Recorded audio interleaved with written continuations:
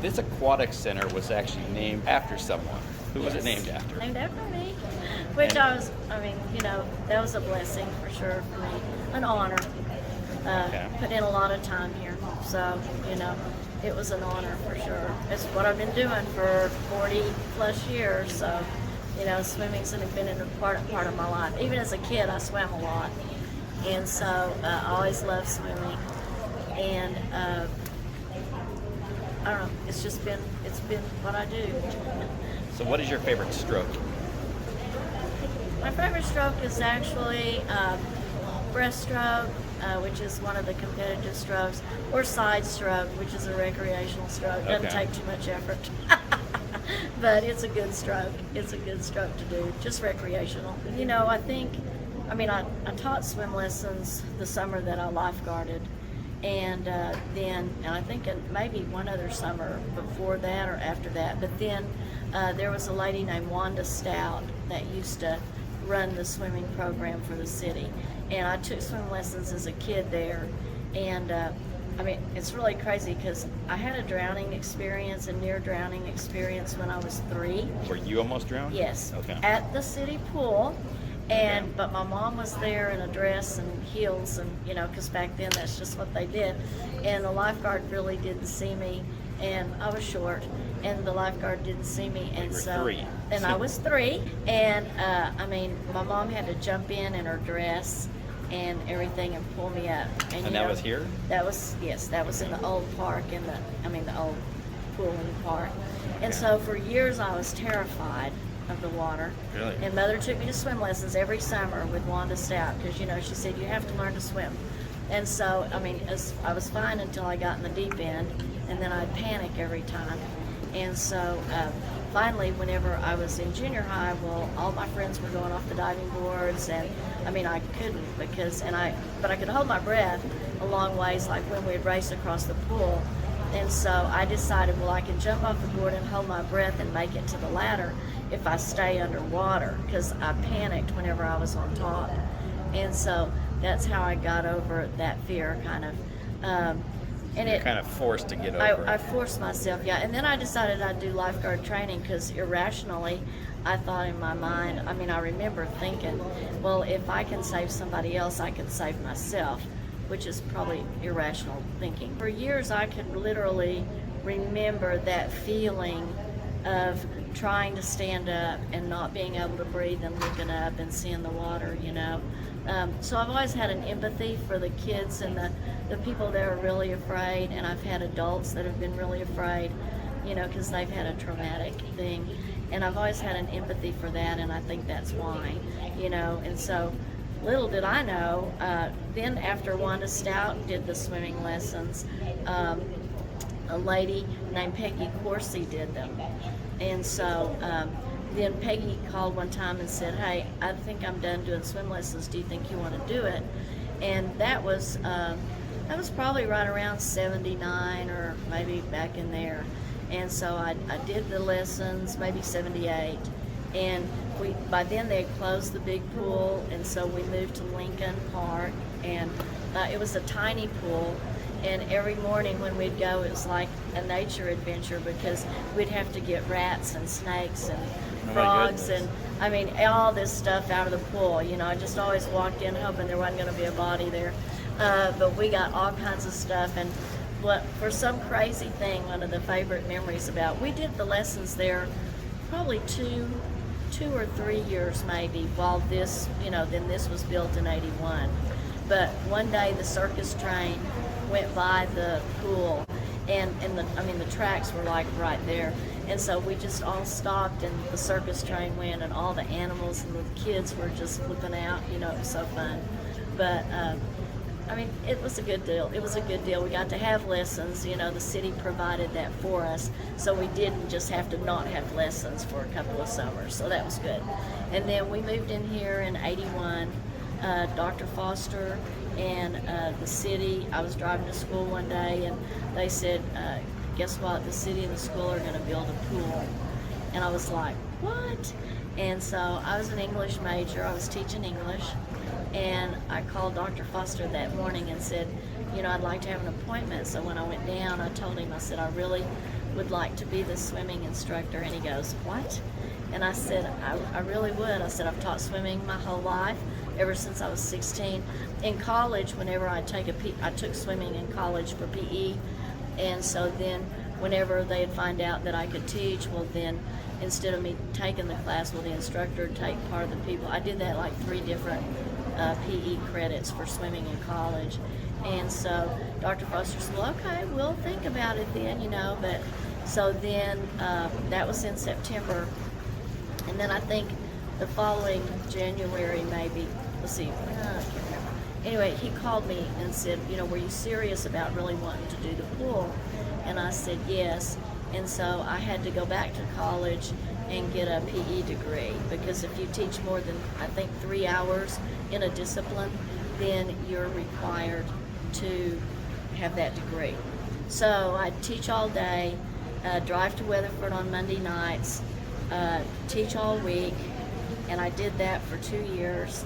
I drove to Weatherford in the summer, and actually that was one I had actually done the swim lessons for the city, and then I had to go to college in the summer. So Peggy Coursey came back and did it for a year. She did it. She said, oh, I'll cover for you for this year. So she covered, and then I got my PE degree. And so while I was getting my PE degree, I got my Master's of Education, because I had some free time to play with. But did a couple of years at night on Monday nights, and then in the summer. And so when I first moved over here, I was at the pool all day long, and for 20 years. And then we had a budget crisis in Oklahoma, and so they pulled me back into the English classroom after 20 years, and I taught English again. When I was here all day long, I had junior high classes, lifeguard training, water safety instructor, competitive swimming, competitive diving, and we had a full day all day long. We had a full day of classes. And so then whenever I went back and taught English, then we went to like 3 junior high classes, and because I was teaching 3 English classes, and then I did 3 junior high classes, and then we did diving at night some, and then we competitive swimming. So in the 40 years so you've worked here, officially it says December. Okay. Is going to be 40 years, December of 2020. Okay. So we know that you've actually worked for the city longer than that, because you were a lifeguard for the city. Yes. Before that, when you were younger, and then you did some other stuff. So at least 40 continuous years. Right. What would you say would be your most memorable experiences in this past 40 years of working for the city and doing this for the city? I think it's just a cumulative thing about seeing the success that the kids have in swimming. It's pretty gratifying when you have little kids and they can't swim a lick, and then by the time they finish, they're able to do stuff. I've always liked doing the water babies, and it's the little ones up to like 5 or 6, and their moms have been in the water with them, and it's been based on fun and based on play.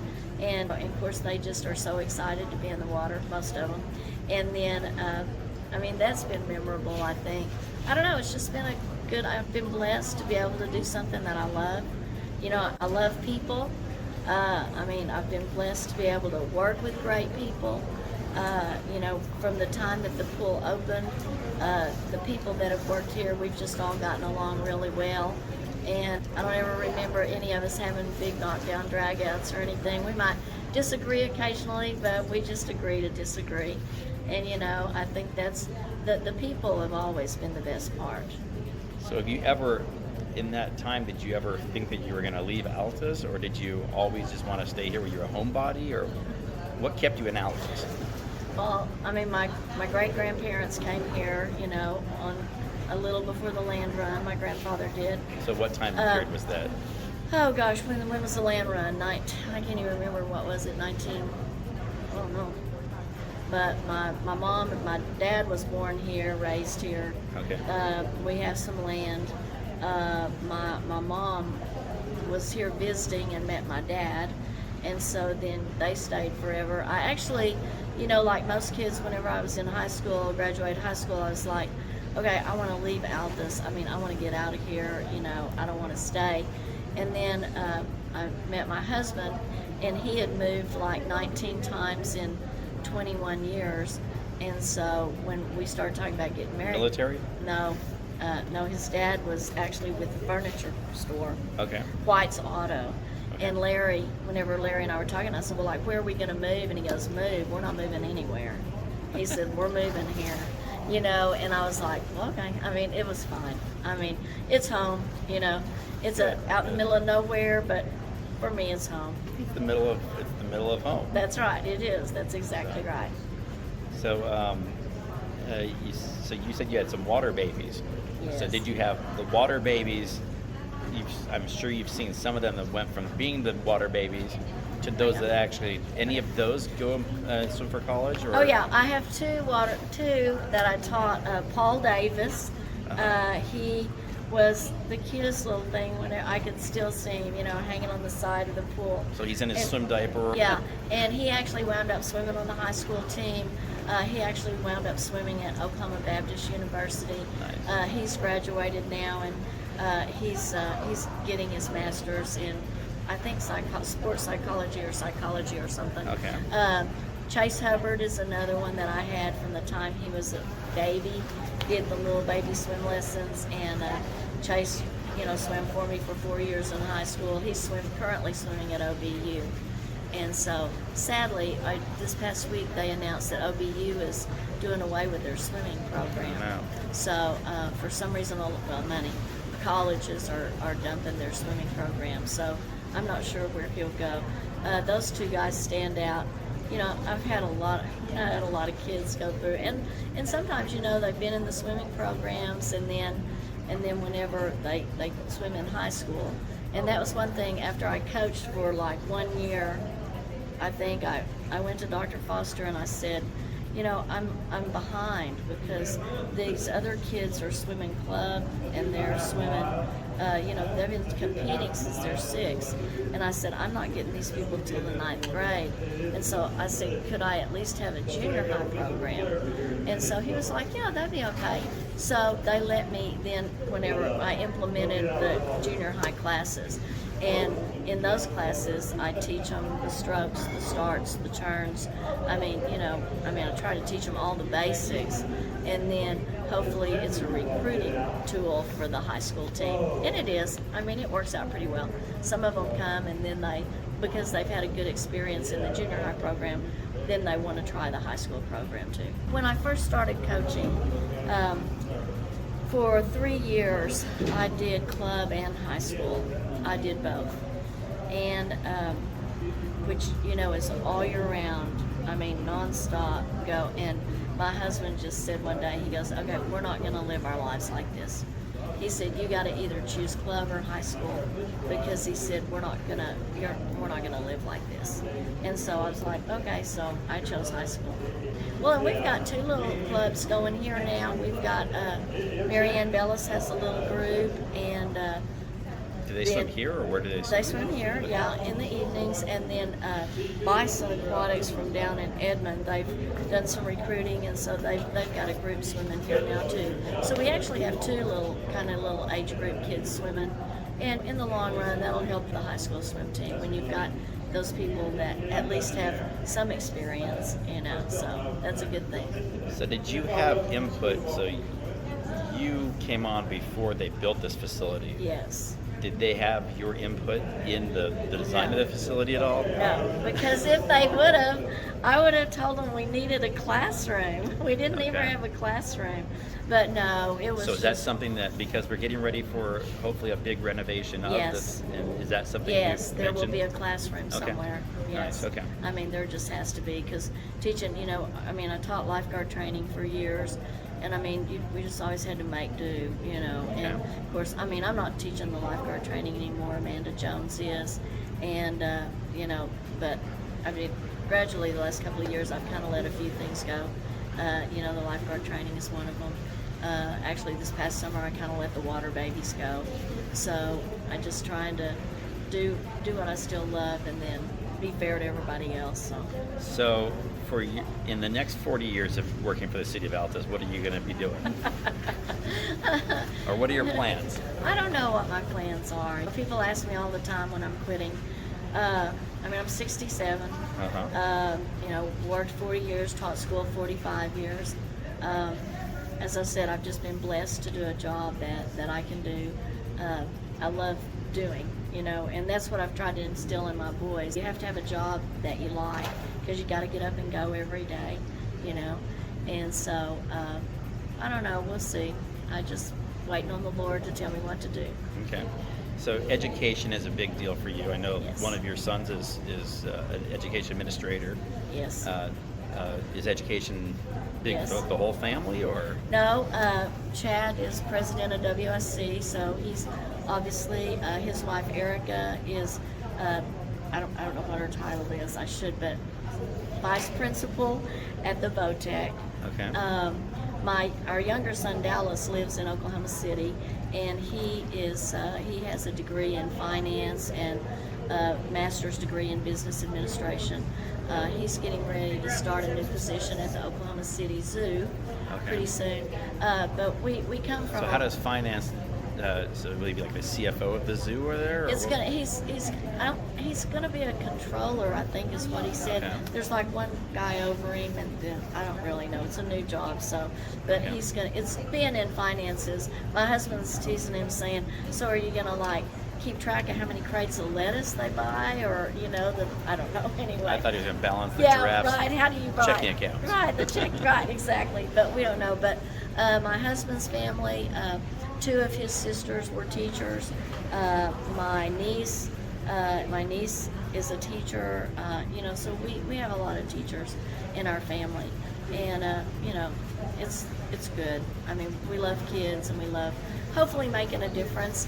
I think one reason that I've stayed is I feel like this is my ministry, and I feel like that, you know, hopefully that I make a difference in somebody's life.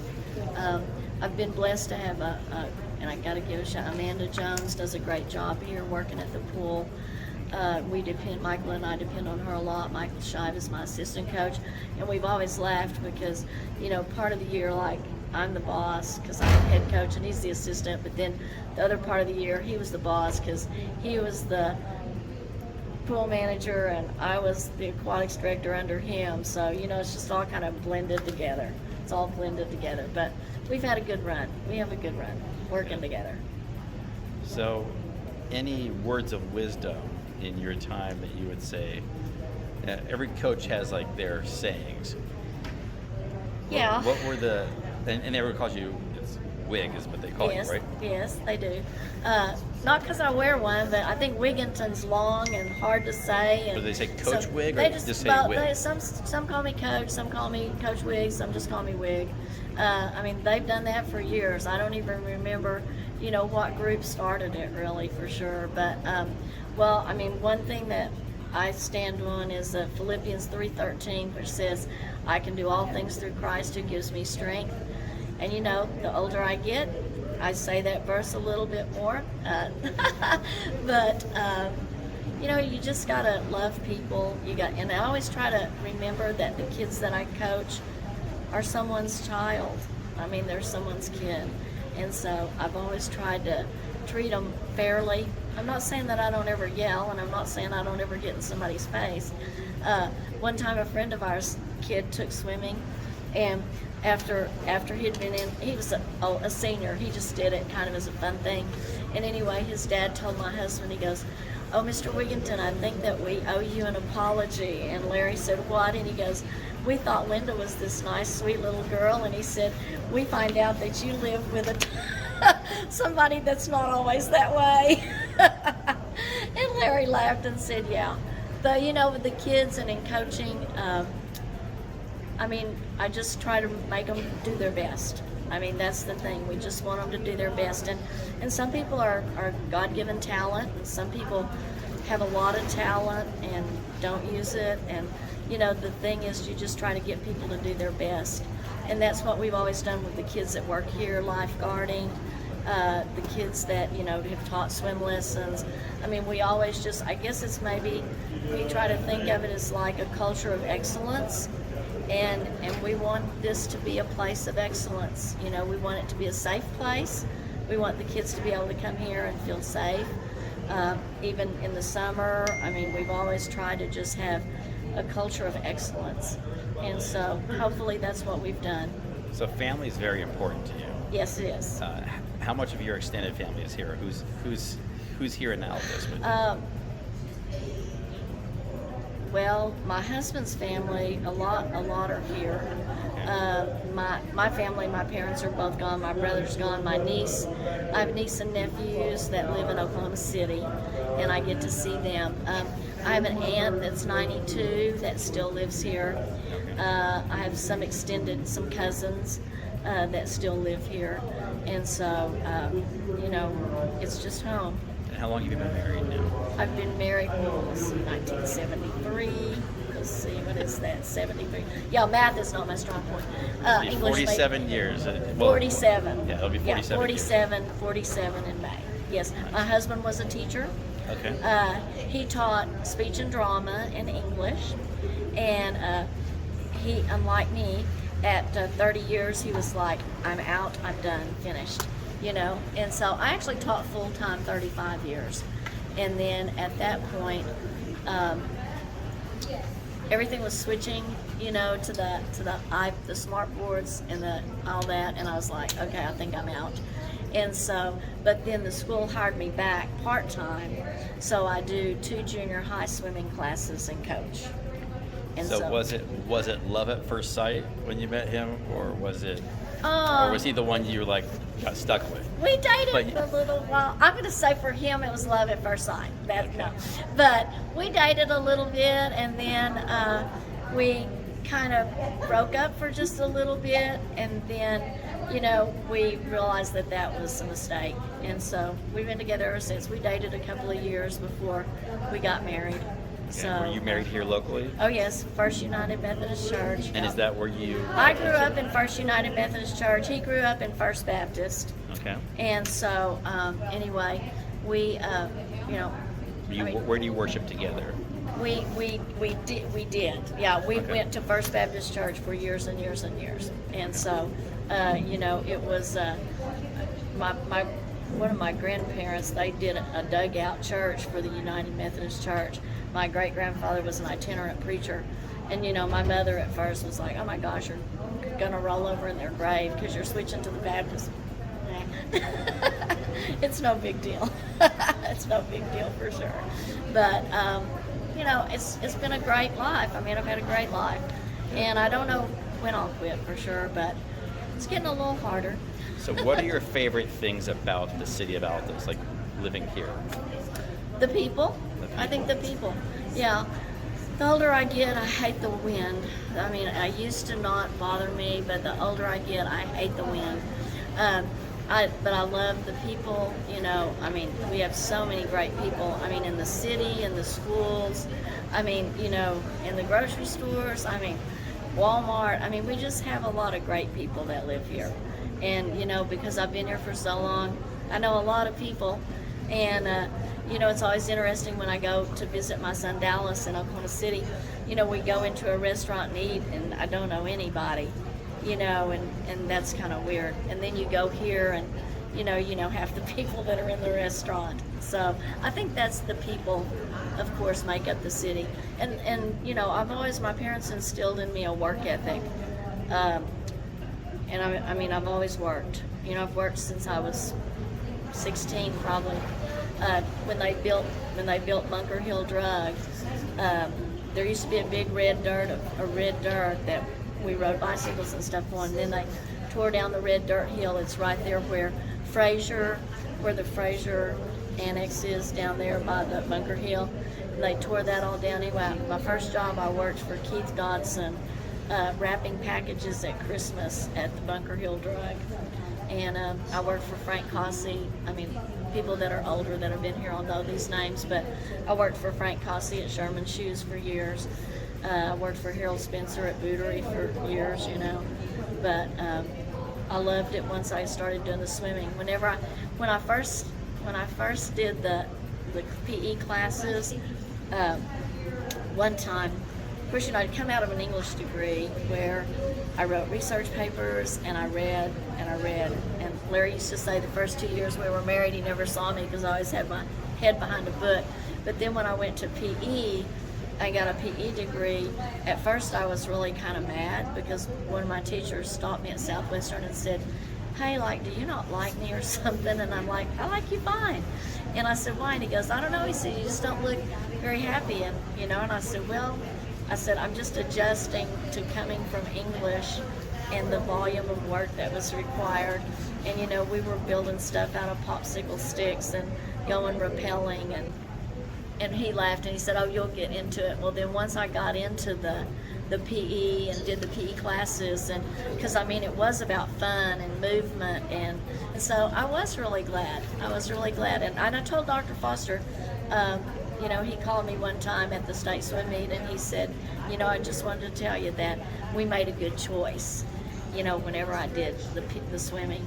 And I said, yeah, we did, we made a good choice. In your 40 years working for the City of Altus, have there been a lot of changes? I think there have been a lot of changes. I do think that we're in a good spot now recreationally, and I may be a little prejudiced because of Michael, but I think we're in a good spot recreationally because for years, we're a working community, we're an agricultural community, and even though people did recreation, it was like on the back burner because people worked. And I think now, we're in a really good place recreationally because we're, Michael and the recreation department stuff, they've tried to implement some things and we're trying to, upgrade things, and we're trying to, the fun runs and all kinds of different things that they've done that to improve quality of life. And I think that's an important thing, is the quality of life. And with the air base, we need to show that we have quality of life. And I think that's been a really big change, is that recreation is more important than it was. The administration, I think, changes and ebbs and flows, but we've been really blessed here at the pool because all the administrations really have supported us and supported the swimming programs, and we're trying to implement some new swimming programs and doing some new things. And you just don't ever want to get stagnant because life is moving all the time, and I think for our city that we need to be constantly moving, and I think sometimes that's hard when you're out in the middle of nowhere. It's the middle of home. Yeah, that's right. But I think that's a little bit hard. But I think there's been good changes with the city. I think hopefully we're in a state of growing a little bit and progressing. I'd like to have a new pool.